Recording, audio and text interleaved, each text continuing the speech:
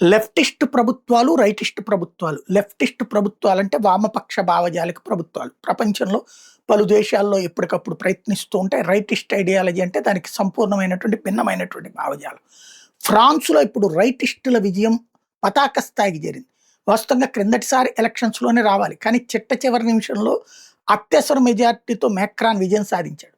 కానీ క్రమంగా అక్కడ ముస్లిం సామాజిక వర్గానికి సంబంధించిన వాళ్ళు ఫ్రాన్స్ చట్టాలే మార్చాలంటాం, షరియా చట్టాలు తీసుకురావాలంటాం, ఆ దేశంలో ఉన్నటువంటి ప్రజల మీద దాడులు చేస్తుండడం, మహిళల మీద అరాచకాలు చేస్తుంటాం, దాన్ని పట్టించుకుని యాక్షన్ తీసుకునే విషయంలో విఫలమవుతున్నటువంటి సర్కారు మీద కోపం వచ్చినటువంటి ప్రజలు క్రమంగా జాతీయ భావజాలం ప్రారంభిస్తున్నారు. రైటిస్ట్ ఐడియాలజీ పెరుగుతోంది. దాని పర్యవసానం ఇప్పుడు జరిగినటువంటి స్థానిక ఎన్నికలు అంటే లైక్ మన మున్సిపాలిటీలు, కార్పొరేషన్ మనకైతే స్టేట్స్ వైడ్గా ఎక్కడికక్కడ జరుగుతుంది. ఫ్రాన్స్ దేశవ్యాప్తంగా జరుగుతుంది, బ్రిటన్లో దేశవ్యాప్తంగా జరుగుతుంటాయి.